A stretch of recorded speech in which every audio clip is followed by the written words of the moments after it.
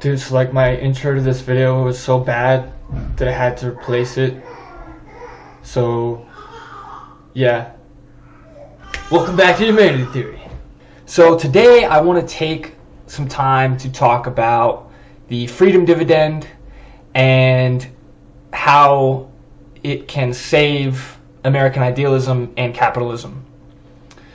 And I think this is really important. People don't understand how fundamentally critical something like the freedom dividend is to the continued existence of capitalism, period. So I want to evidence the Bernie Sanders movement a lot. I want to let that serve as an example of exactly kind of the direction we're going if we don't rapidly and profoundly alter the course of capitalism as we know it. So, full disclosure, by the way, guys, I had an edible about an hour ago, and I seriously underestimated the effect it would have on me. So, just keep that in mind. Anyhow, so the freedom dividend is the update that capitalism needs to continue survival. So, I know at this point there's many people who are like, oh, well, I don't like capitalism to begin with. And they're pretty much just burned out with capitalism. And they're convinced that it's a broken system and something more akin to socialism would be better. And I'm not going to sit here and say, socialism is terrible. It should never have been a thing. Like, I think there are some good things to socialism. But modern day America pretty much invented capitalism, and I think there's some really, really good things that we can take from it, and we're gonna dive into this a little bit further. But right now, I would like to look up exactly the definition of socialism for you guys, because I think that's really important to establish before we kind of talk about it a little bit. So, socialism. Now, a political and economic theory of social organization which advocates that the means of production, distribution, and exchange should be owned or regulated by the community as a whole.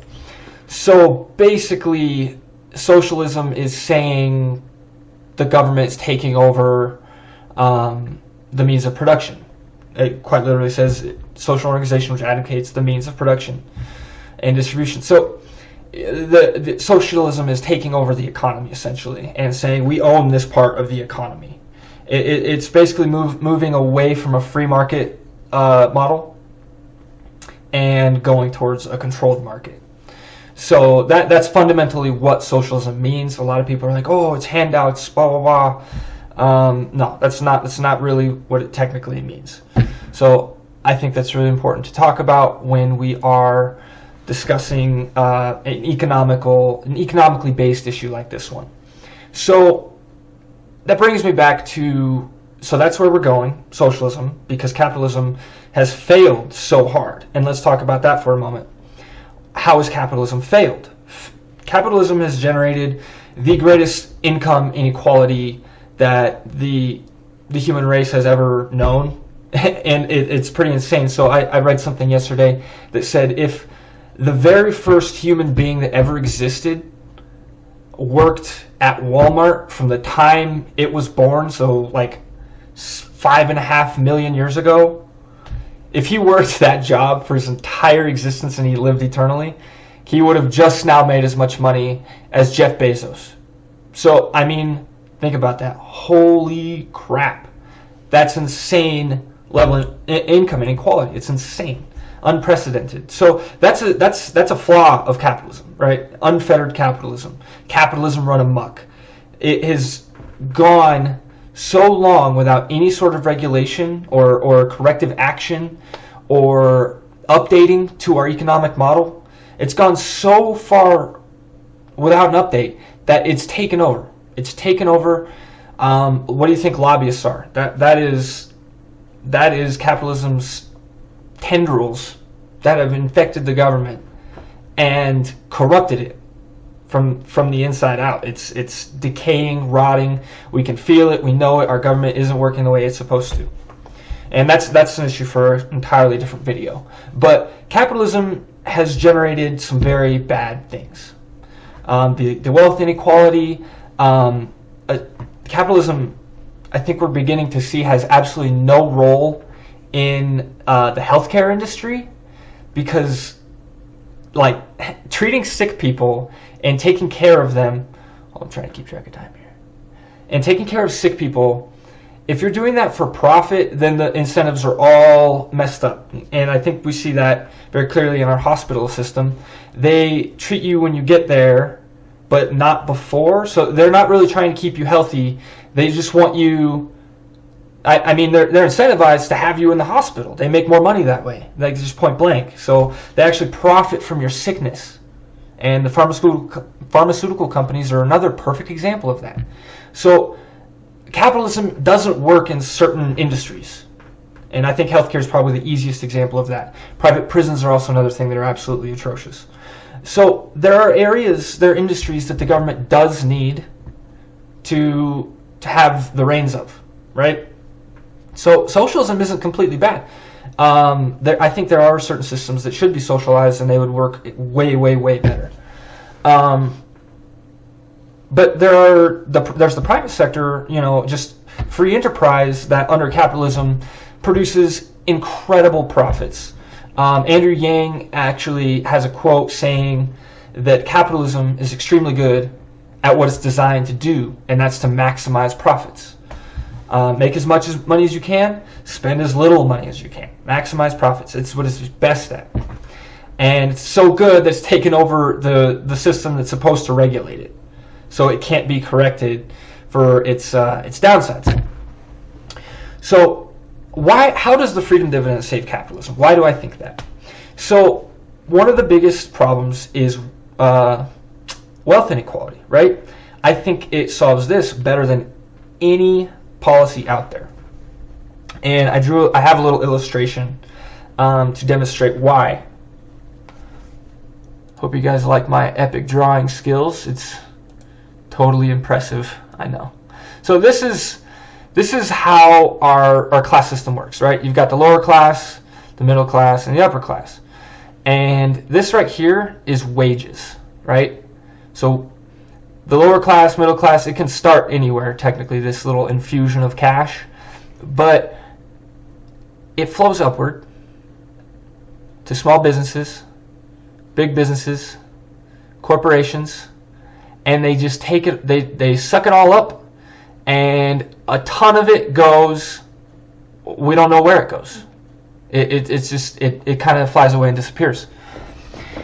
Some of it comes back down in the form of wages, and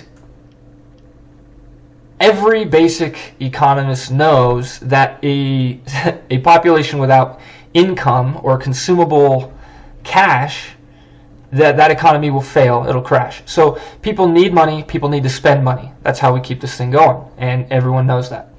But see, here's the problem.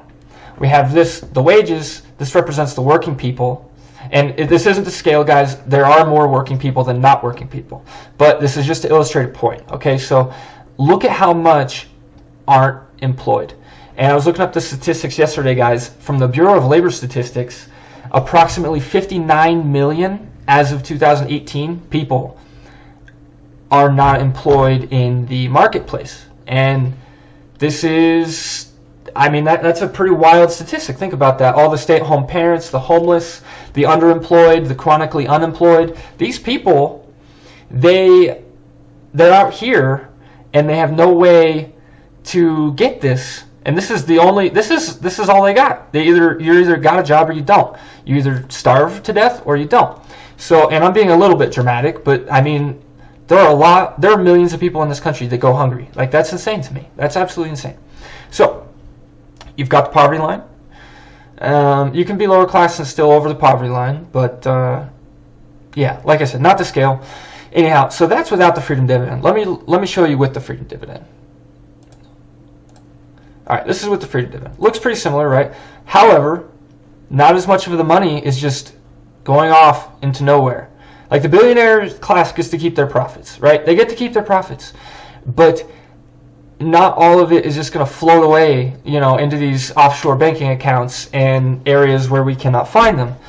A lot of it is going to come back down to us because of Andrew Yang's proposed VAT tax. It's going to come back down. And now you have wages and UBI. People that were working are going to still work. We know that for sure. So these people they're gonna stay working. Now they may not keep their same job. The extra cash may give them the mobility laterally to sort of find a new job or a job they like better. But they're gonna stay employed. We like working, and we're not gonna lose. Well, ideally we like working, but we'll talk about that in a second. So we lose our minds sometimes a little bit when we can't work. Right? So a lot of these people are going to stay working. And then you have all these people that didn't have any chance in hell before to, expand their life, like improve their lot in life. They didn't have a chance. Now, all of a sudden there's UBI and everyone gets it. I should have drawn a couple arrows here too, because even if you work, you get it. But it's nourishing. So think of the economy like an organism. I love this analogy personally. And this is the blood flow, man. You've got to get the blood to every little part of the economy, the people. You have to get it out there to nourish it, to give it oxygen, to give it blood, to give it life, right? Otherwise, these parts are just decaying and dying, guys. With no cash flow through those areas, it's just dying.